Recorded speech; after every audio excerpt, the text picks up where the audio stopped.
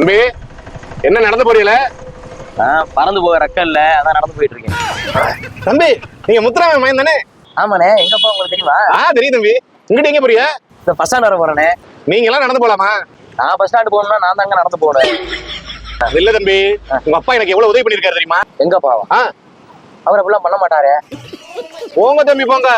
காந்தி ஜெயந்திக்கு சரக்கே கிடைக்கல, அவர் எங்க அலைஞ்சு தெரிஞ்சு எனக்கு பிளாக் வாங்கி கொடுத்தாரு தெரியுமா? அப்ப பண்ணிருப்பாரு. சரி வாங்க வண்டியில போலாம். பரவாயில்லண்ணே, அப்படி நடந்து போய்க்கிறேன். காசெல்லாம் கேட்க மாட்டேன், வாங்க ஆட்டோல போலாம். அட பரவாயில்ல, வாங்க தம்பி. அட காந்தி ஜெயந்தி அன்னைக்கு எனக்கு சரக்கெல்லாம் வாங்கி கொடுத்திருக்காரு. உங்களுக்கு நீங்க நடந்து போலாமா? ஏறுங்க தம்பி. வாங்க தம்பி, வாங்க தம்பி. எங்க அப்பா தான் எனக்கு எந்த உதவி பண்ணலன்னா, அவர் வாங்கி கொடுத்த சரக்கு இந்த அளவுக்கு உதவி பண்ணுறேன். இனிமேல் அவரை பிடிக்க கூடாது, சொல்லவே கூடாது. எவ்வளவு வேணா பிடிச்சிக்கிட்டு சொல்லணும்.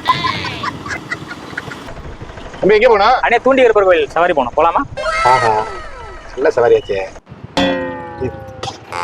கொஞ்சம் இறங்குறீங்களா? ஏனே கொஞ்சம் இறங்கல சொல்றேன்.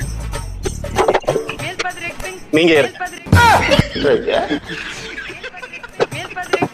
தம்பி இங்க வாங்க. இப்படியே போனீங்க வைங்க, 1 கிலோமீட்டர் தான் பஸ் ஸ்டாண்ட். அது எனக்கு தெரியும்ண்ணே. அப்புறம் என்ன, நல்லதா போச்சு. அப்படியே நடந்தே போயிருங்க. நேரா தானே போறான், இறக்கி விட்டு போனானே. ஏய், உன்னெல்லாம் அந்த கருப்பு தான்டா கேப்பேன். என்ன சொன்ன உடனே கேட்டேன். படைத்தவனின் துணை இருக்க அடுத்தவனின் துணை எதற்கு?